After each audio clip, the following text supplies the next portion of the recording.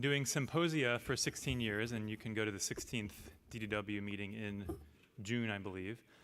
But I mentioned earlier that we're growing our board and trying to grow our membership, and I wanted to make sure that I gave a welcome to Eric Mao. Eric is our newest board member as of just a few months ago, and he'll be joining us from UC Davis after completing his IBD fellowship at UCSF recently. So welcome to our board, Eric. Thank you. And I'd like to also introduce Danielle Brandman, our next speaker. Danielle is, like myself, originally from the East Coast, although the Northeast, where she went to Boston University for undergrad, then UMDNJ, and after that has done everything at UCSF, where she's currently a transplant hepatologist, has a special interest, like myself, in non-alcoholic fatty liver disease, has a real commitment to mentorship and education, and is currently the Associate Program Director for the Transplant Fellowship there.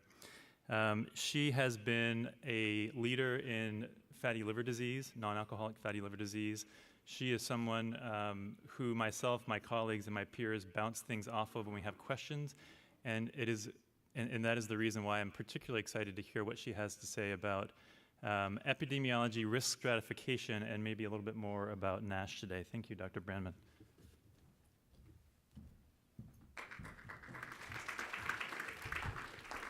All right, thanks, Will, and thanks to all of you for being here. And I do have the dreaded spot of speaking right after lunch, so hopefully you guys have not hopefully you didn't drink too much soda, putting yourself at risk for NASH. So I'm going to talk to you guys today about fatty liver disease, providing a bit of an overview. So before we really go into the meat of the discussion, I always have to bring up the CDC obesity prevalence maps, because we all know that obesity is really a huge public health problem and a big epidemic within the US, with just about every single state in the US having an obesity prevalence of at least 25%.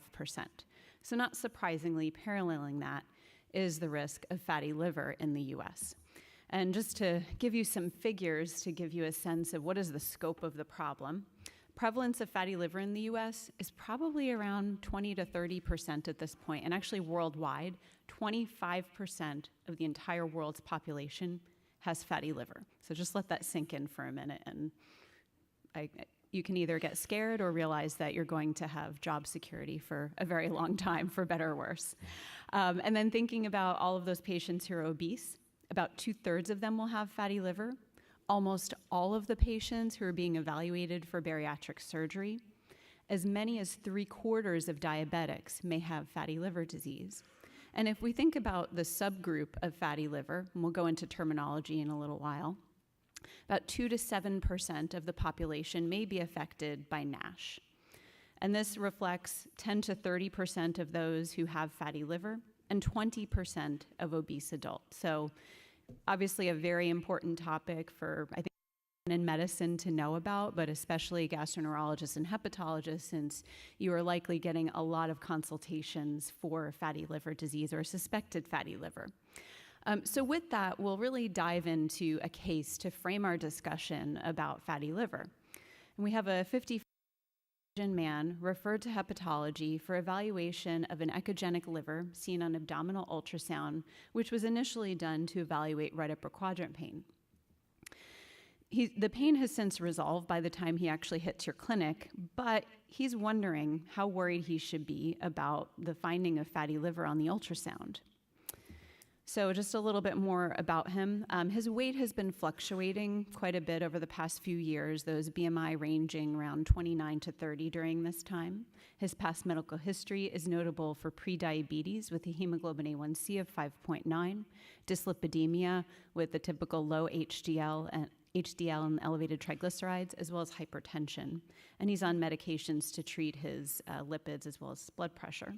And he does have a family history with parents who have diabetes. On lab testing, his AST is 38, ALT 71, albumin 4.1, INR is normal at 1, and platelets are 200. So this is kind of the textbook patient that I see in my clinic just about every Thursday in the fatty liver clinic. So in thinking about a patient like this, we have to think, well, what further workup is needed? Can we say, well, he's got the metabolic syndrome, he's got an elevated ALT, he has fatty liver disease? You're probably going to be right, but it is important to think a little bit more broadly and make sure we're really not missing any other important diagnoses. So before we think about the actual workup, just thinking about fatty liver, many patients may have no symptoms at this clinically silent disease, and it may be picked up when liver enzymes are checked for monitoring of medication toxicity, or like this patient, if they do have symptoms like right upper quadrant pain, which may be present in up to about 50%, though I feel like in my clinic, I think the prevalence is a little bit higher than that, but take that for what it's worth. Fatigue is commonly seen in these patients, but of course that's a really difficult symptom to deal with because it's present in so many different diseases, and it doesn't necessarily help you with diagnosis or staging. But one of the reasons why these patients might have so many problems with fatigue is that there's a high prevalence of sleep apnea, which has been associated with fatty liver. You might begin to suspect fatty liver in your patient if they are overweight or obese, as most of the patients with fatty liver are. Though, especially thinking in Northern California about our patient population, we might want to think about a lower threshold of BMI for our Asian patients who may be at increased risk for fatty liver at lower BMI thresholds. Other findings on exams, such as acanthosis nigricans or hepatomegaly, may be present as well. And on lab findings, we typically see modest elevations in AST and ALT, as you would expect in any chronic liver disease. Some patients may have normal liver enzymes, and I think we have to be careful here, because I think a lot of patients who are being followed in primary care are really not brought to the attention of a gastroenterologist or hepatologist because the lab range says, well, your ALT is normal. And when I look back, by the time they get to my clinic, I say, well, your ALT has been 50 for at least 5 years. You've had enzymes for that time. And it's because we're using different ranges to say what is normal and what's not. With an ALT of less than 19 being normal for women and less than 30 for men. And the reason why we're seeing those normals being kind of falsely inflated is that they're normalized against the general population. If we have a third of the US population has fatty liver disease, I think it's no surprise that the normals are really not truly normal anymore. So keep that in mind. So in thinking about the diagnostic fatty liver disease, you have to have fat, first of all. You don't have fat, you don't have fatty liver, the exception being in cirrhosis when the fat might have gone away. The patient should be drinking less than 20 to 30 grams of alcohol per day, though you could argue for women this might be a little bit too high of a threshold. But really, we're trying to exclude people who may have significant alcohol intake and not classifying them as strictly non-alcoholic fatty liver disease. It is important to rule out other causes of liver disease, as well as eliminate medications that are known to cause hepatic steatosis. Though this, of course, can be really complicated as well, because patients who are on prednisone, they're at risk for fatty liver, but they also may gain weight. Same thing with other medications like tamoxifen, methotrexate, for example. So it's not always so cut and dry when you're trying to figure out, is this truly run-of-the-mill fatty liver, or is it related to medications? More often than not, it's a little bit of both. But really the point of seeing this diagnostic criteria is that we think of fatty liver disease as a diagnosis of exclusion. So how do we figure this out? So again, by the time the patients come to you, they've usually had their liver test and their abdominal ultrasound, and then they have serologic evaluation. And I think the degree to which they get ruled out for other forms of liver disease, I think varies according to who is referring the patient to you. I put this pink line up here just because this is the things above the pink line are the things that I expect the primary care provider to do before they send the patient to hepatology, because of course the management of hepatitis C and hepatitis B very different than fatty liver, again knowing that the two diseases of viral hepatitis and fatty liver can, but it really helps with the triaging of patients to know, do they have viral hepatitis or not. The additional serologies listed here, you can think about sending the autoantibodies for PBC. May not be necessary in all patients, especially if they don't have an elevated alkaline phosphorus. serologies for autoimmune hepatitis, alpha-1 antitrypsin, hemochromatosis, ceruloplasmin, especially if it's a younger patient or if they have neuropsychiatric symptoms, and then thinking about sending hepatitis A really just to look for vaccination status.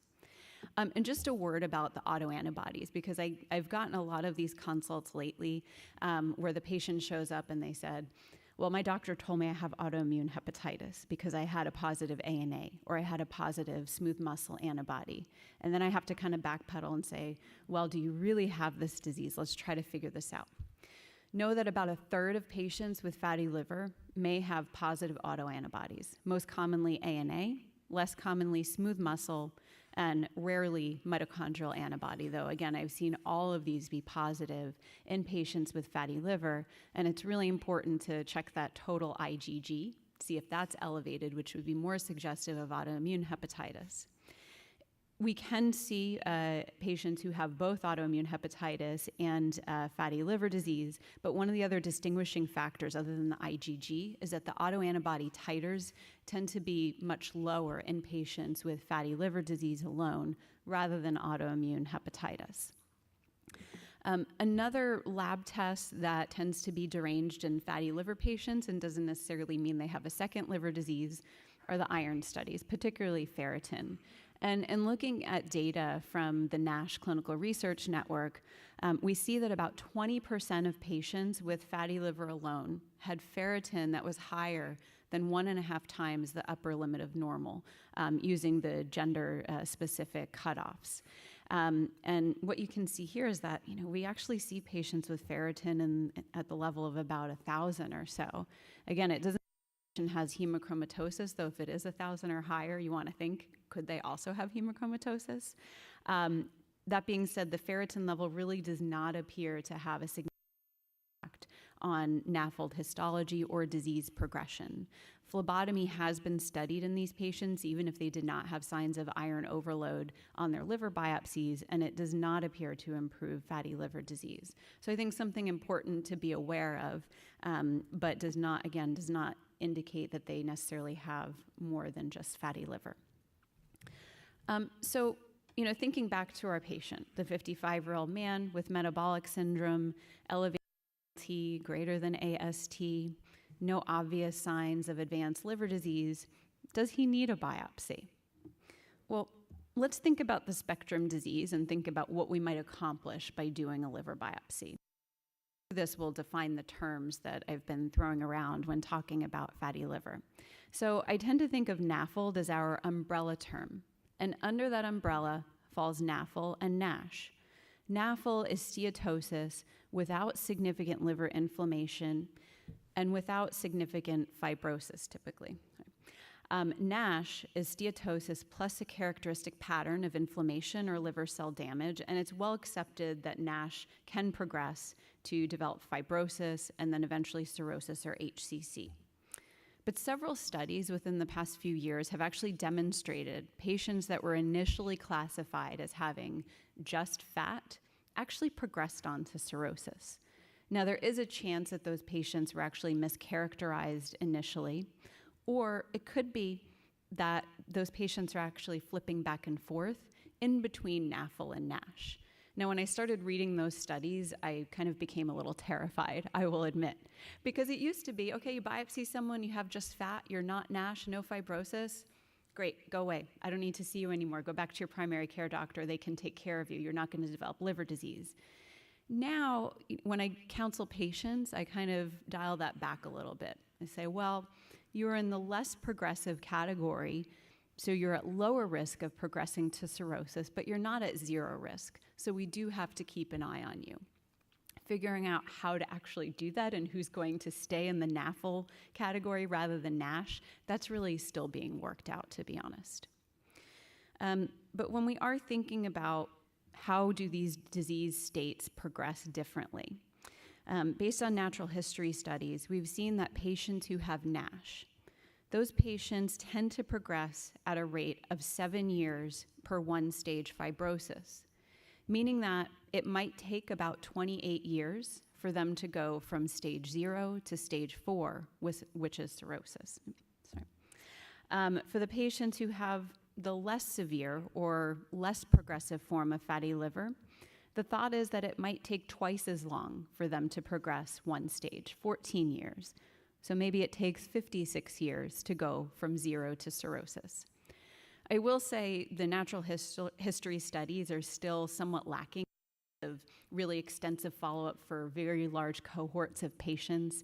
Any natural history study looking at fibrosis progression is inherently flawed because we don't know when the patient goes from one fibrosis stage to another. We're biopsying them and then, kind of just calculating these averages. So take these data with a but I think it can be helpful when you're counseling patients, especially if you do get a biopsy or some other study that suggests, well, you're at stage 0 and you have NAFLD and you're 70 years old. So using this as a guideline, that patient probably doesn't need to be followed in hepatology clinic anymore because the likelihood that they will progress to cirrhosis or develop HCC in their lifetime is exceedingly low. Okay. So how can we detect fat? I think this one is a little bit easier than thinking about fibrosis or NASH. So most patients are diagnosed on ultrasound, and it has decent sensitivity, as high as 94%. It really depends on the patient's body habitus as well as the ultrasonographer and the equipment that they're using. Not 100% specific, but pretty good, anywhere between 84 and 95%.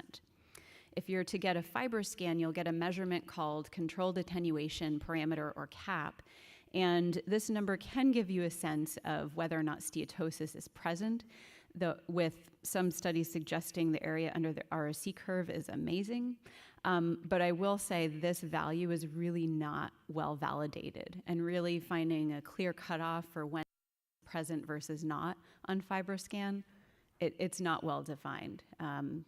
Every paper actually reports different cutoffs. So I think the CAP score is still a little bit early for prime time in determining whether or not fat is in fact present. CT scan, specific but not the presence of mild or moderate steatosis. So basically, if you don't see it on a CT scan, doesn't mean it's not there. And then MRI and MR spectroscopy. Of course, those are very specific, precise tests that can detect even a small quantity of fat. The problem is these tests are time-consuming and they're expensive, so really not appropriate to be used as a screening test at this point in time. So when we think about how we diagnose and stage NAFLD versus NASH, right now, the only method to reliably distinguish between NAFLD and NASH is liver biopsy. And again, this is NAFLD versus NASH. This is not fibrosis. There are MR studies underway that are determining, are there markers on MRI that can actually indicate presence of NASH versus NAFLD, but we're not there yet to adopt this into clinical practice. Biomarkers have been evaluated, and specifically CK18 is of interest because it may be elevated in NASH and not NAFLD. And that's because this is a serum marker of hepatocyte apoptosis. The problem is there are a few different assays that look at this particular marker. The cutoff is not entirely clear. So also very interesting, but not yet ready for prime time to say that we don't have to do biopsy for these patients. We do have decent methods to non-invasively assess fibrosis, and I'll go into this a little bit more in a few slides, but specifically what I'll talk about are Fibroscan, or transient elastography, and clinical prediction rules such as NAFLD fibrosis score, or FIB4. But when I'm deciding whether or not to do a liver biopsy, because this is a question I get from trainees that rotate with me, how do you decide to do a biopsy? I am trying to hit that bullseye of targeting patients who have NASH or advanced fibrosis. I don't want to do a biopsy for someone who has NAFLD and no fibrosis, though of course that's reassuring to the patient, but I'm really trying to target the higher risk patients. Now, the things that might make me suspicious for NASH are going to be significant liver enzyme elevations. What is significant? So in my mind, I kind of at least 2 to 3 times upper limit of normal using the normals I indicated earlier as being significant. I also want to see it to be significant and sustained. A one-time value won't necessarily prompt me to biopsy someone. if there are findings of hepatomegaly on exam or on ultrasound, that might also prompt me to biopsy. I'm more likely to biopsy a diabetic patient because they may have accelerated fibrosis progression in comparison with non-diabetics. Things that make me suspicious for advanced fibrosis or cirrhosis are thrombocytopenia or splenomegaly, or other imaging findings such as an enlarged portal vein or a nodular liver.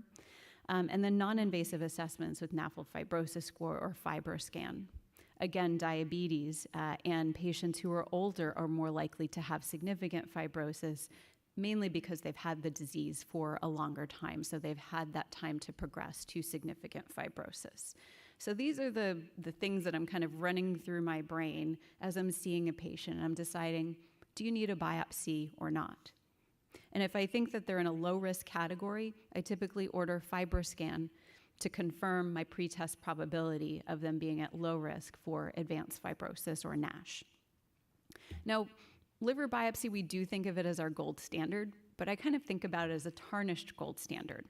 It is still the most reliable means for making a definitive diagnosis and ruling out other causes of liver disease, and about 10 to 15% of the time, we might find something on the biopsy that we were not expecting.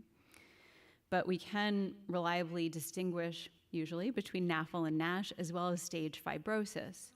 But what are the problems? There's sampling error. We tend to think of liver diseases as happening uniformly throughout the liver, but that may not necessarily be the case. Inflammation, fibrosis, all of those things may actually be patchy throughout the liver. The other issue is that especially if you're doing percutaneous biopsy, going through 3 centimeters of fat, you may not get the best specimen unless you're my fellow yesterday who got an excellent specimen through 3 centimeters. So, but again, you might come out with a specimen which may actually understage their fibrosis. The other issue is morbidity. Pain is common. Thankfully, bleeding and death are not, but they can happen. There are the expenses to think about. My time, the pathology, radiology, the surgical center. The patient takes time off of work, their ride takes time off of work. So just thinking about all of those costs and applying it to a third of the US population, it's really not practical to go around biopsying every single person who may have fatty liver disease. So we do have non-invasive methods to try to stage fibrosis. And I've included this table here, which is really comparing Fibroscan, MRI elastography, NAFLD fibrosis score, APRI, and FIB4.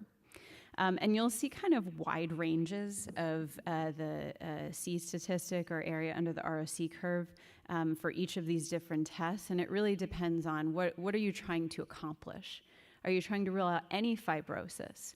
Or are you trying to rule out significant fibrosis, being at least stage 2? Or do you really want to rule out advanced fibrosis or cirrhosis? I think all of these tests really seem to perform the best when you're trying to rule out at least F3 disease. And that's how most of these were kind of derived, particularly NAFLD fibrosis, APRI, and FIB4, knowing that APRI and FIB4 were initially used for patients with viral hepatitis, which may explain why their performance characteristics are not necessarily as good. Not surprisingly, MRI is the best, but it's expensive. And I've had to battle some insurance companies to get MRIs done for our patients as well. So I think also adding to the cost of doing an MRI, if you factor in, well, I have to spend this extra time calling the insurance company. So, again, if we could get MRI, that would be amazing. It's not practical yet. We shouldn't be doing that. Fibroscan, maybe.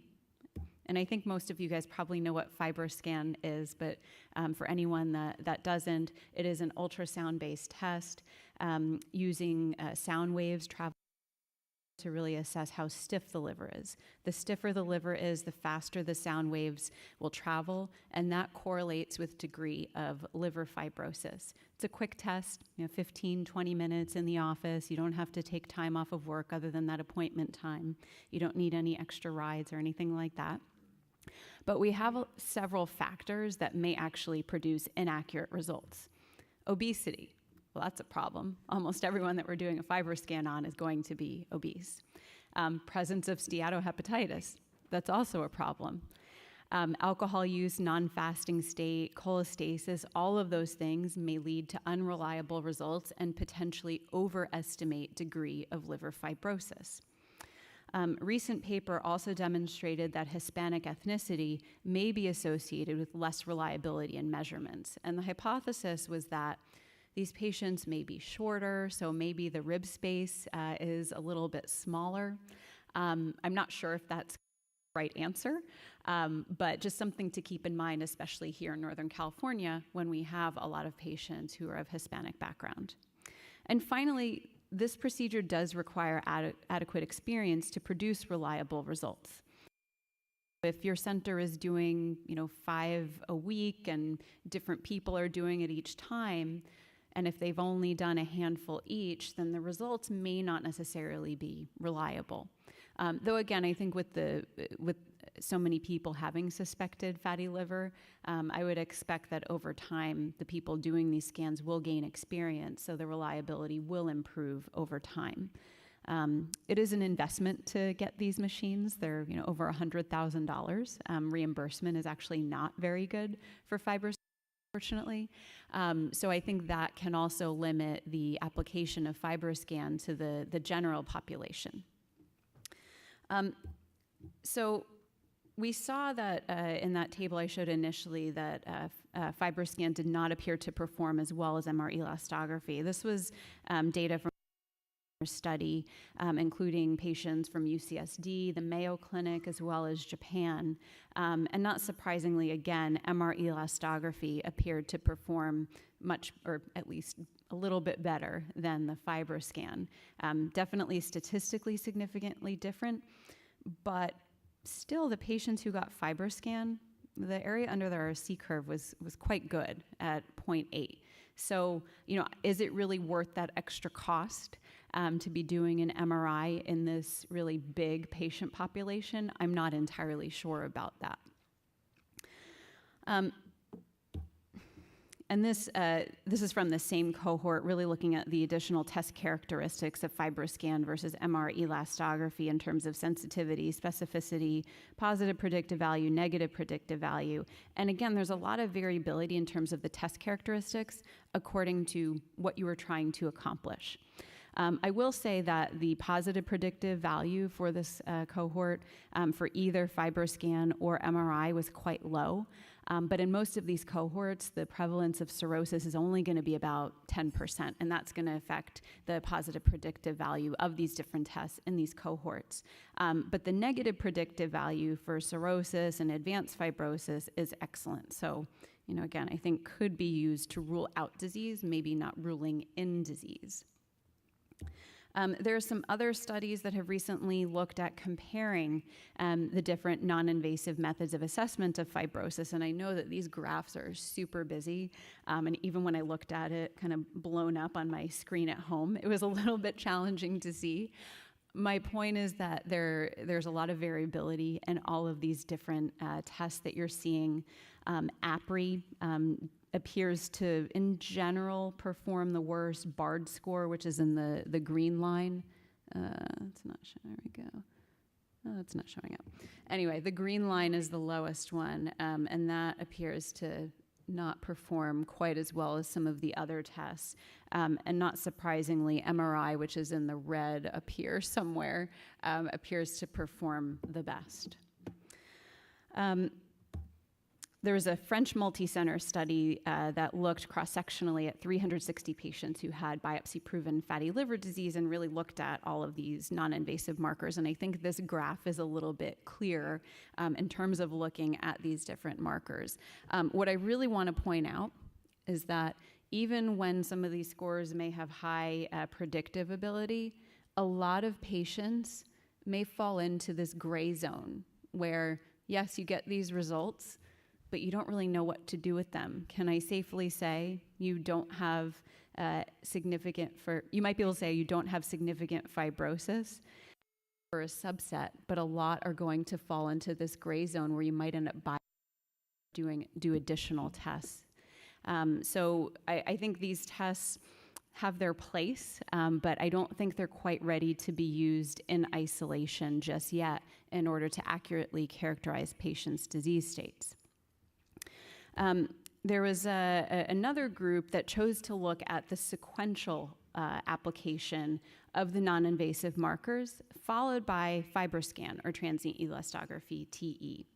And what they did was that they looked at the patient's NAFLD fibrosis score, or FIB4, using different cutoffs. And this is the lowest risk group over here on the left. And if they had a low NAFLD fibrosis score or FIB4, then they went on to have a Fibroscan, and using these different cutoffs for liver stiffness measurements, they were able to determine whether they had low likelihood of F3, F4 fibrosis, or if they were uncertain, because you have discordant results between the non-invasive markers and the Fibroscan. And in those patients, they postulated that those patients should be biopsied because we don't have kind of two tests that match.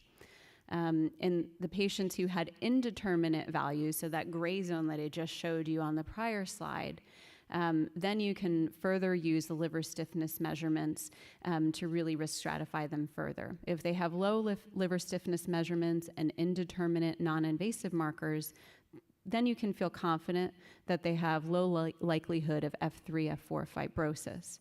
If they have these kind of indeterminate liver stiffness measurements, you're not sure where they really fall, so you want to consider liver biopsy. And then, if they have indeterminate non-invasive markers and high liver stiffness, those patients are at high likelihood of F3, F4 fibrosis, though look at the numbers here, 72 to 74%.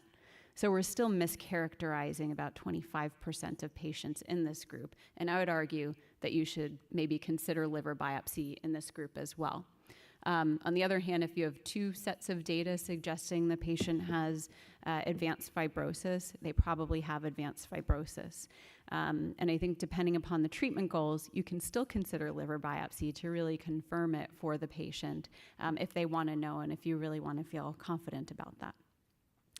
I will just throw up this, this flow diagram here. I won't go through all of it, but this is borrowed from the EASL website.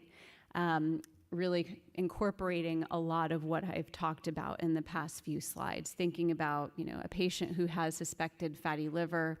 You want to think about ruling advanced fibrosis using one of the non-invasive markers and putting them into low, intermediate, or high-risk categories. And then thinking about liver biopsy in the high-risk categories. This is a little bit different from that last paper. And then the intermediate risk patients, thinking about using additional non-invasive markers, as well as thinking about imaging modalities to really delineate, are they high or low risk? And then, as I alluded to earlier, thinking about what do you do with these patients long term? Again, we don't have good data to guide us, so this is all kind of expert opinion. You can consider repeating the non-invasive markers every 2 years. I wrote a short review paper on this topic recently. I'll admit I felt like I was kind of making up what I was recommending because we don't have the good long-term data to really understand where these patients should be living. Should they be living in primary care? Should they be followed in hepatology or GI? It's not really clear. The best method to really follow these patients in terms of non-invasive assessment, Fibroscan alone, or a combination of the two is not clear. And really figuring out who's going to progress, who's not, we haven't quite figured that out, to be honest. So I would say if a patient has advanced fibrosis or cirrhosis, it's a no-brainer. They should stay with hepatology or GI. If they have F0 and NAFLD, they should follow with primary care, and I think depending upon the age of the patient, that should guide whether or not they have any sort of hepatology contact or follow-up or monitoring. And it's really that kind of intermediate category, F2 disease or NASH with F1 or F0. We don't know what to do with them. In my practice, I tend to at least follow these patients by phone once a year, really just to make sure that someone is keeping an eye on them, especially if they're getting their primary care outside of the system where I might not have ready access to their data. It's kind of just my opinion, and I think there are probably a lot of opinions out there, and hopefully we'll have data moving forward to help guide our practice. So just getting back to our patient real quickly, and I'll kind of tie things up a little bit. The patient was reluctant to undergo liver biopsy, instead opted for Fibroscan. And what his results showed was that his liver stiffness measurement was 14 kilopascals, CAP score 330. And the interpretation was that this is consistent with cirrhosis, though it may be overestimated due to the presence of severe steatosis.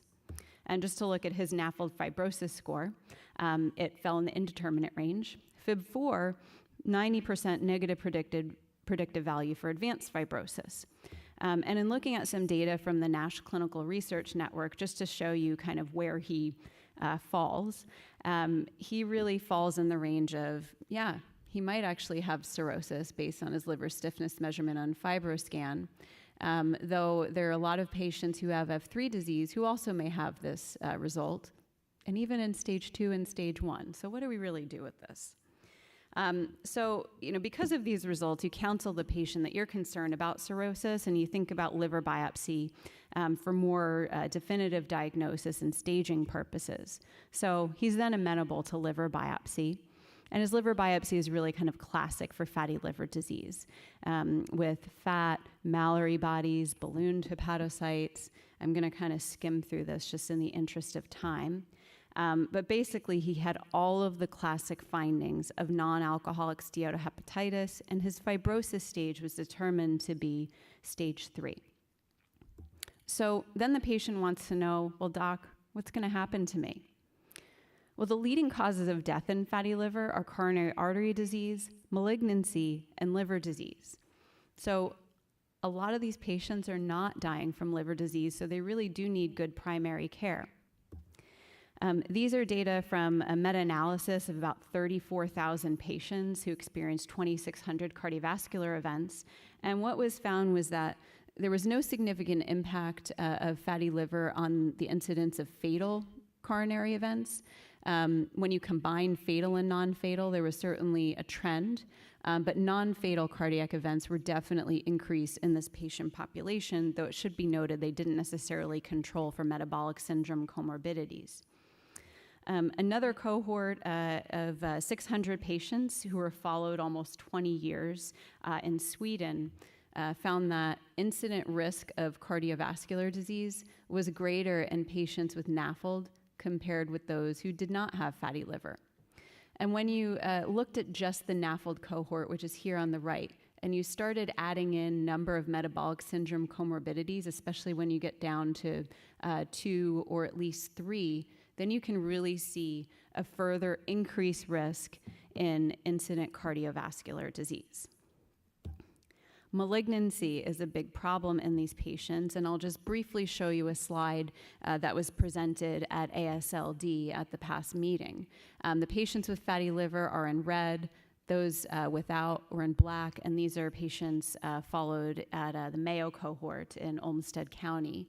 And for just about every type of cancer, you can see that the patients with fatty liver had a higher incidence than those without fatty liver disease. Again, I think important to control for metabolic syndrome comorbidities, which did not happen in this cohort, so keep that in mind. We know that HCC is a big risk in our NASH patients, and it could be that diabetes is playing an important role in pathogenesis of HCC. The annual incidence of HCC in NASH is anywhere between 0.3 and 4.3%, and there's a really wide range, I think because there are so many different cohorts with different denominators and risk populations, so really hard to know what that true risk is. One cohort suggested that up to 50% of HCC may develop in the absence of cirrhosis. So should we do surveillance for these patients? The cirrhotics, absolutely yes. Non-cirrhotics, we don't know. The official guidelines suggest we should not, but in practice, if I have an F3 patient, I'm going to do imaging and AFP at least once a year, because honestly, we don't know progress from F3 to F4 disease. So I would feel better at least like I'm doing something for them.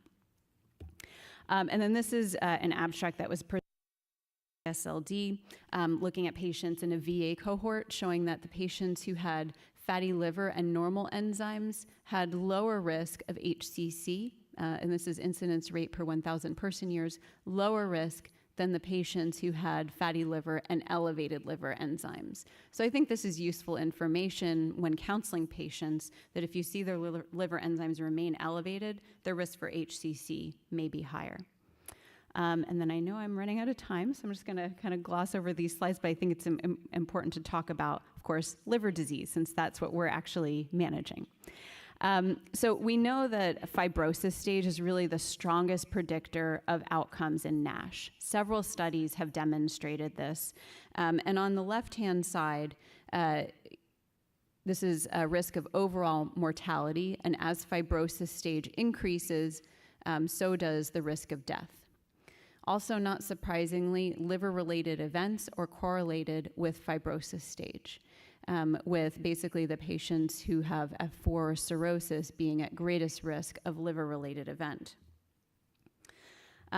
This was a nice paper that came out in Gastro this year, looking at risk of decompensation, HCC, cardiovascular events, and non-HCC malignancies. And they looked at these events in patients with advanced disease, so F3 or F4, child's acirrhotics, but CTP score of 5 or 6.